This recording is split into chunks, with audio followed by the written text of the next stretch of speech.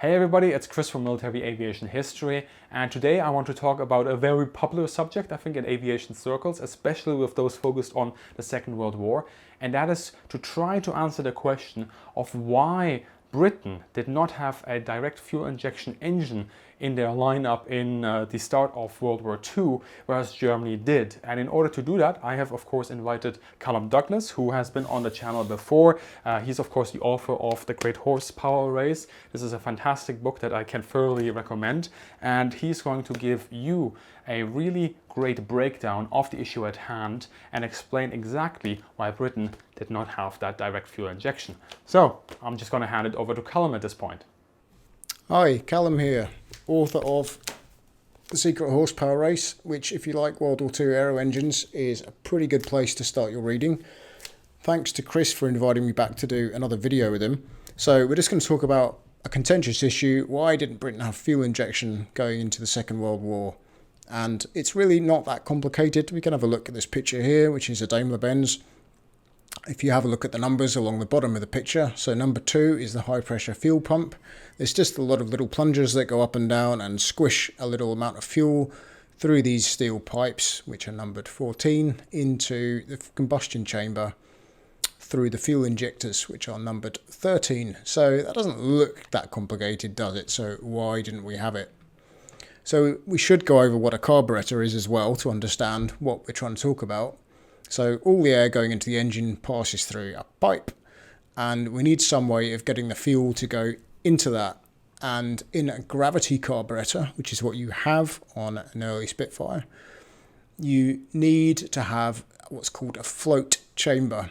So this is just a way of having fuel under gravity, not under pressure, with just a kind of set height for the top of where the fuel level is.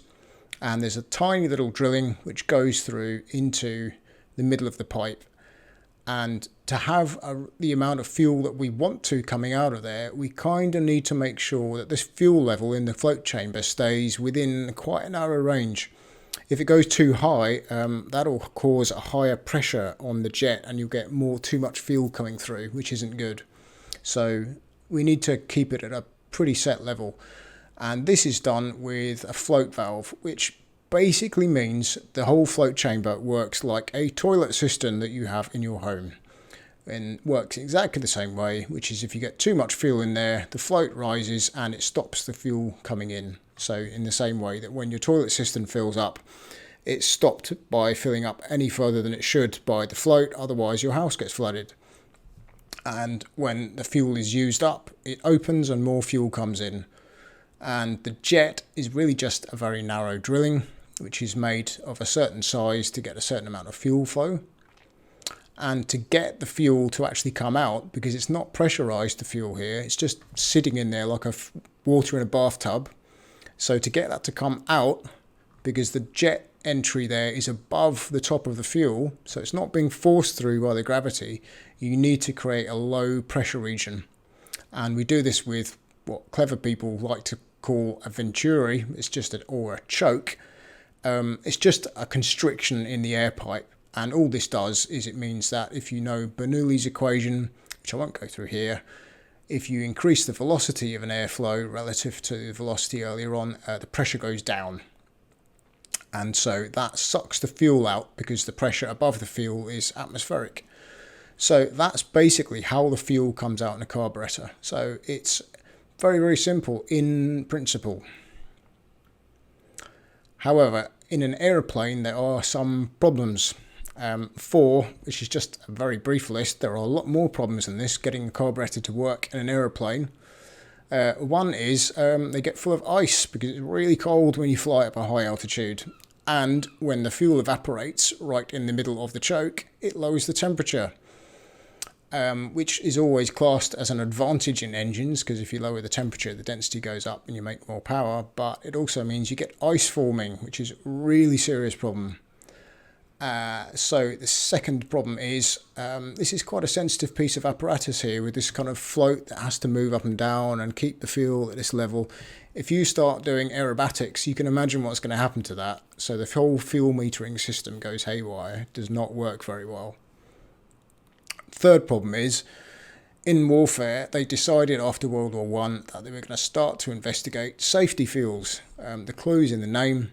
It's basically a fuel that's halfway between diesel and petrol. The idea is when bullets hit the fuel tank, it doesn't all burst into flames. This is a big advantage, but it's really hard to get the stuff to burn, a bit like diesel if you've ever tried to light it. So you need high pressure, so you can't use safety fuels with a gravity carburettor. The fourth problem is the fundamental mathematics of how this is all metered means that the density of the air coming through has an effect on the pressure.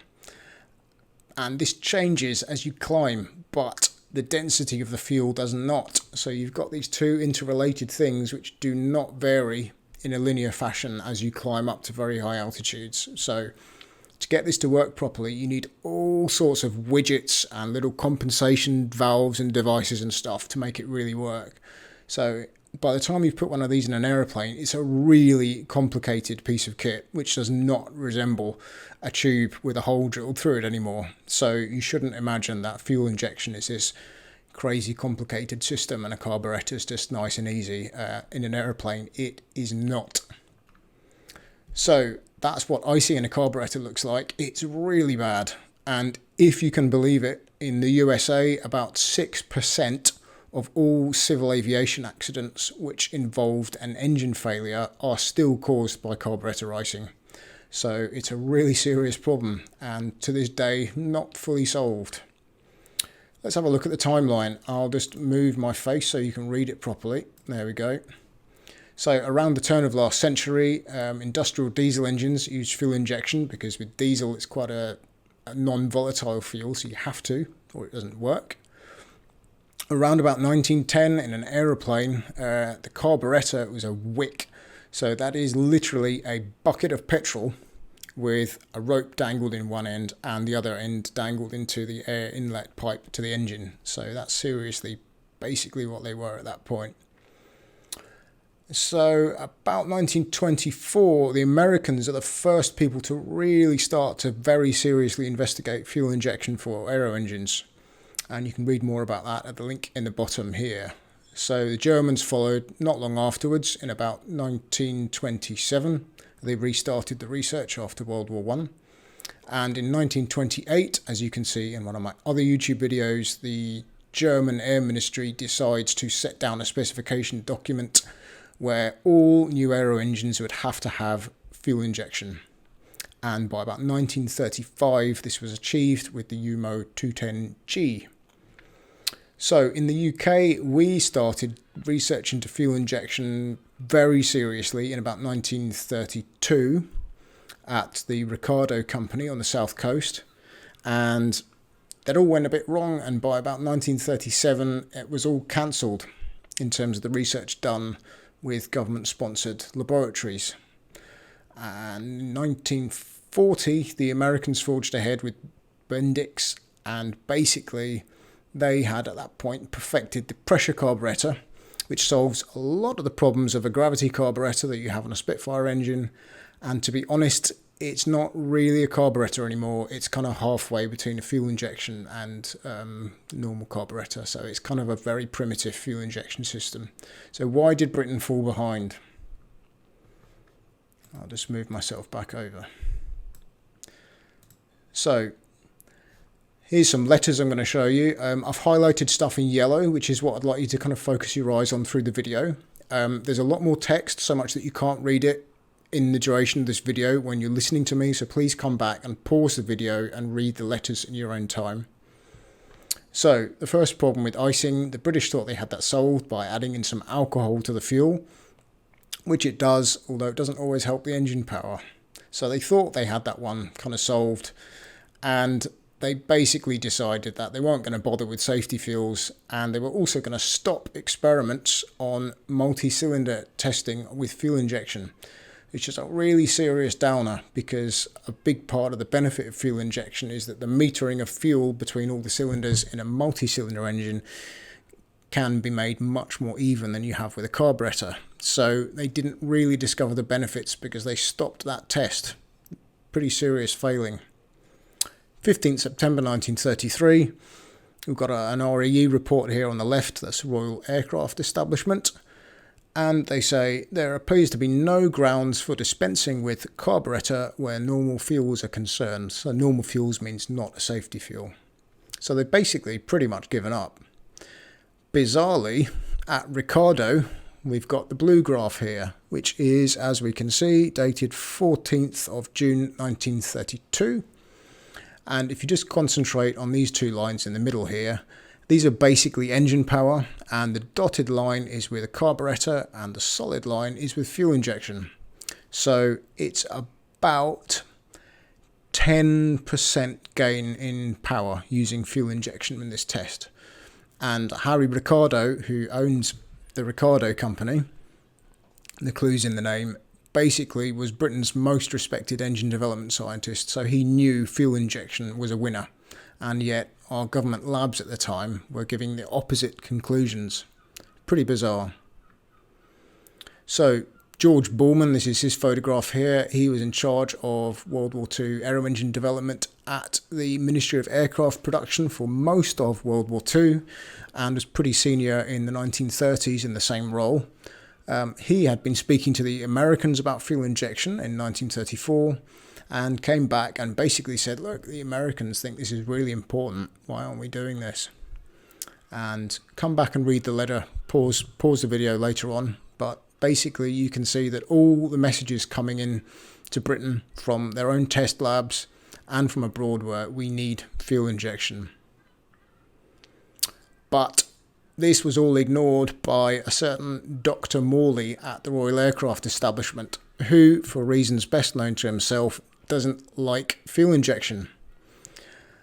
And he submitted his final report into fuel injection, which had been his job for years before this. And this is the actual page from the last page of his report. Further developments, none contemplated. So it's pretty amazing. And I think this is actually nonsense, really.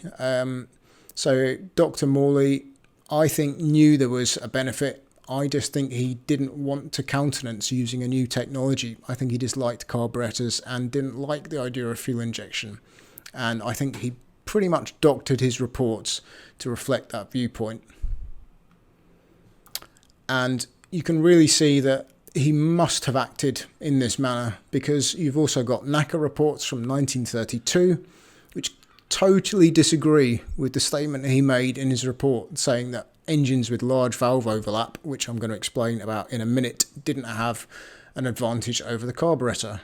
So if you just look at these middle two lines here, so basically this axis here, the y-axis, basically engine power. So fuel injection with valve overlap, we've got about 10-15% advantage in power. The only reason it stops here is because the fuel pump didn't have enough capacity to keep the power going up. And if you look at carburettor without valve overlap, the fuel injection system is even better. I mean, you're talking 20% power improvement. So the Americans thought it was an improvement, and the British labs thought it was an improvement, and Dr. Morley basically said he didn't agree, and this is nonsense. So what's high valve overlap, and why did that produce even more power in the last graph than the engine without the valve overlap? So the valve overlap is how much duration both the inlet, the blue, and the exhaust, the red, valves here are open at the same time. So when the crankshaft turns round, it does 2 revs to do 1 cycle of the valves opening and closing. And the white line here is how much the exhaust valve, is off the seat. So this is a DB601E, and the red line is the inlet valve. And the blue line here is the fuel injection plunger, how much that's moving up and down. So the valve overlap is from here to here. It's an extraordinary amount of valve overlap. It's huge. It's 5 times more than you might normally be used to. And this means, if you look at the little picture down the bottom here, both the valves are off their seats a little bit. And this means that the air coming into the engine passes right through the combustion chamber and out the exhaust ports again. And this cools the valves down, which are very problematic at the time to keep the valves cool. You can't run very high supercharged boost if the valves overheat because you get detonation. The exhaust valves are the worst for this. The other thing it does, when you've got air passing right the way through, it removes all the spent gases that you've got in this little combustion chamber volume at the top. Because when the piston comes up and down, it obviously can't go right to the top because it bangs into the cylinder head. So you've always got this little volume at the top, which the piston doesn't quite manage to expel. So having the valve overlap, you get nice, clean, fresh air ready for the next cycle in here. And it works really, really well to improve the power. You can't do it with the carburettor for obvious reasons, because if you have both the valves open at the same time for too much, all the fuel flies out the exhaust pipe and it goes on fire in the exhaust pipe. You get terrible fuel economy and it overheats everything. You can't do it. So how do you do it with direct injection? Well, you just put the fuel in after the valves are closed. So the yellow region here is when the fuel's actually going into the chamber. So these little diagrams here, this is the 6 jets that come out of the fuel injector in a DB601E engine. So the fuel only comes out in this yellow region after the valve's closed here. So by choosing when the fuel goes in, you can do this with a fuel injected engine. You can't with a carbureted engine. Germany also thought the same thing. So 16th July 1934, fuel injection results in an increase in performance of 10 to 17% with the same fuel consumption. That's a BMW test. 7th of April 1937, after Dr. Morley had submitted his incorrect report that there wasn't an advantage, the Royal Aircraft Establishment decided they would just send his report out to industry, and that's the end of the matter. They just sent his report out to industry. So what do you think all the people at Rolls-Royce and Bristol and Napier read? Dr. Morley's report, and what did it say? There's no advantage. So that basically completely stopped serious British research into fuel injection before World War II, and it's all the fault of Dr. Morley at the Royal Aircraft Establishment, who, as far as I can tell, just doesn't like fuel injection. He's a stick in the mud. And you could say, well, did he just get unlucky with the tests he did? It's possible. I'm not saying he consciously decided to spoil Britain's war effort, but I do think he was a stick in the mud, and just there may have been a subconscious bias there, and he just didn't want to countenance the idea that fuel injection was the way to go. I think we've all been in situations where we've done something similar to that. Phase 2, 1939. Now it gets a bit sticky because Britain starts to realise we have made a mistake. So this is the first German aircraft to crash on British soil in World War II. It crashed in the Lammermuir Hills near Edinburgh, so it's about 2 hours drive from me. And this is a quote from Rolls-Royce test engineer Geoffrey Bone. So he did an audio interview, I think after he retired, in which he recorded this. And you can read it on your own, but he's basically saying, yeah, we started testing these engines and we saw that basically the Rolls-Royce engineers weren't quite as clever as they thought they were after they started looking at this stuff. So about the same time, they started to also realise there's a problem with the SU carburettor in a Spitfire. So June 1939, tests of Merlin SU carburettor. And unbelievably, at this point, they're finally writing down the carburettor is sensitive to tilting. I don't know why it took them so long to figure this out. It really doesn't take a genius to work out that that's going to be the case. But this is the date the report was done, so I can't say any more than that.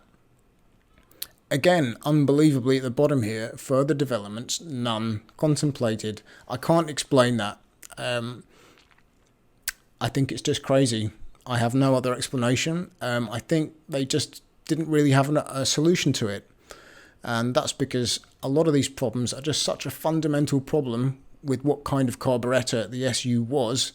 You pretty much can't do anything about it. So I think that's why it says no proposed further developments. I think they just didn't know what to do. And so if you have a look at the graph on the right here, that's a tilting test. So that's the aircraft doing this. And the y-axis is the ideal amount of fuel you want to come through. So 100 is 100%, so that's what you want. And you can see as you tilt, obviously the amount of fuel actually going through completely deviates from that, so it just doesn't work very well. The tests with the captured UMO engines from the Lammermuir Hindcourt continued, and in June 1940 the Royal Aircraft Establishment starts to release their own official report. These engines operate with mixture strengths considerably weaker than those demanded by carburettor engines and show exceptionally high fuel economy. When it's remembered that the engine is controlled by the pilot with only a throttle lever, i.e. the pilot doesn't have rich and lean settings to do on the dashboard and all this kind of stuff, the attainment of such consumption is remarkable. These advantages are sufficiently important to justify a complete investigation. So amazingly, years after deciding there was nothing more to learn from fuel injection, they've now got hold of a German fuel injection system, and the cat's out of the bag because they can't fudge it anymore.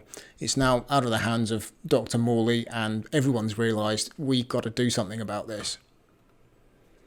And Beatrice Schilling was doing something about it. Everyone knows her from the Miss Schilling's orifice story, which is a little washer installed in the fuel supply to the float chamber. It's just a kind of temporary fix. It just means the engine doesn't completely stall. It's not a final solution. But actually, her main work wasn't making this little restrictor. She actually spent the first few years designing a completely new carburettor called the RAE carburettor, which is basically a pressure carburettor like the Americans were designing. That's what she spent most of her time on, not designing this little widget. And so this is her report. It's in the references to the biography of her, if you can get hold of it, sadly out of print. 24th June 1940, progress statement number 4. Cutting out of Merlin engines under high accelerations. This is really when they're getting into, okay, in combat, we've got a serious problem now. The Germans were just sticking their nose down to escape, and the British planes, you stick the nose down to follow them, and the engine goes... You can see that even in air shows where you've got pretty good pilots flying. If you look quite often at the Spitfire when it's doing near the top of a loop, you can hear it going... So that's what's happening. And the reason I wanted to show you this is, I'm not going to go through all of this now, but just look at this. This is her list of problems as to what's causing the cutting out. So everyone thinks she solved it by putting this little restrictor in. That got us through the worst of it. It stopped it stopping.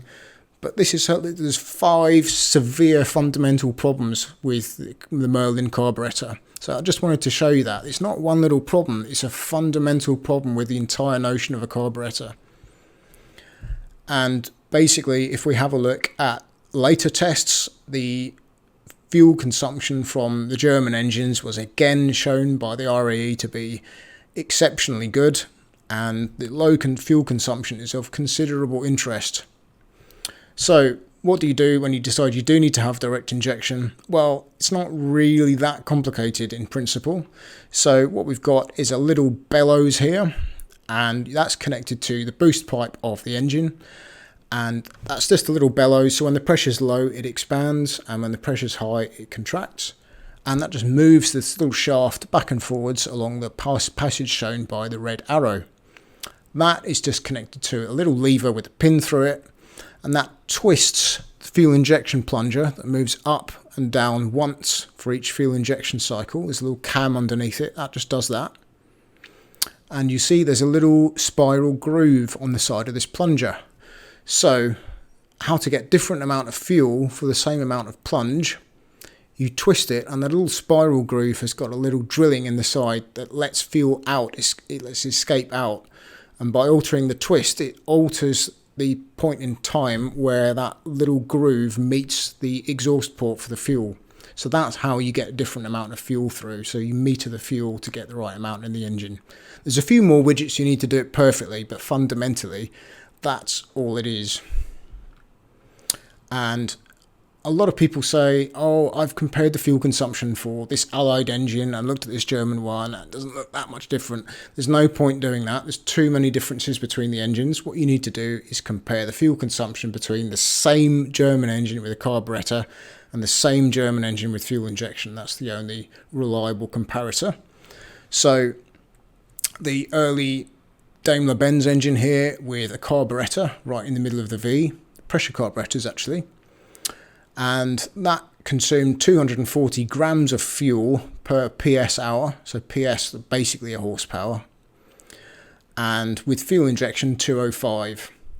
And so if one imagines we're making 1,000 horsepower in something like a Messerschmitt or a Spitfire, that difference in fuel consumption gives you 15 minutes more flight at 1,000 horsepower just by having direct fuel injection, not even increasing the size of the fuel tank at all. So that's a really significant advantage. I don't know how many reports you've read from the Battle of Britain of pilots ditching on the beach because they didn't quite make it home. Well, imagine you've got 15 minutes more flight at full power. That's what you could have had with direct fuel injection. And eventually the clock went full circle, and Beatrice Schilling's work on the RAE pressure carburettor was used by the Hobson Company to make a direct injection system for the Bristol Centaurus. And the Bristol report on this shows all these advantages for having it, which Professor Dr. Morley at the RAE had earlier denied the existence of. And it's all now proven once they actually tried it. And so that's the direct fuel injected Bristol Centaurus, which is post-war.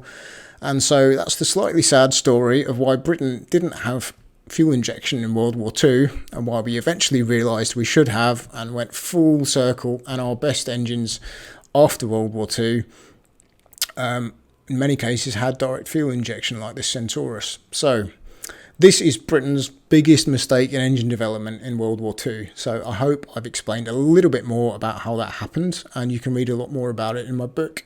So just thanks very much to Chris for inviting me on, and I'll see you all later. So I hope that you enjoyed that, and I want to thank, of course, Calum Douglas for this excellent presentation he has given us. And if you are interested in the subject, first of all, let us know what you thought about this video in the comment section below. But then also check out the description, because I'm of course going to be linking Calum Douglas's book, The Secret Horsepower Race, but it was also a great horsepower race, I might add. And yeah, you will also find helpful links in the description below as per usual. Also, don't forget you can support my channel and this sort of content via Patreon or channel membership. So if that is something that you would like to do check out those options as well. And as always, I wish all of you a great day and see you in the sky.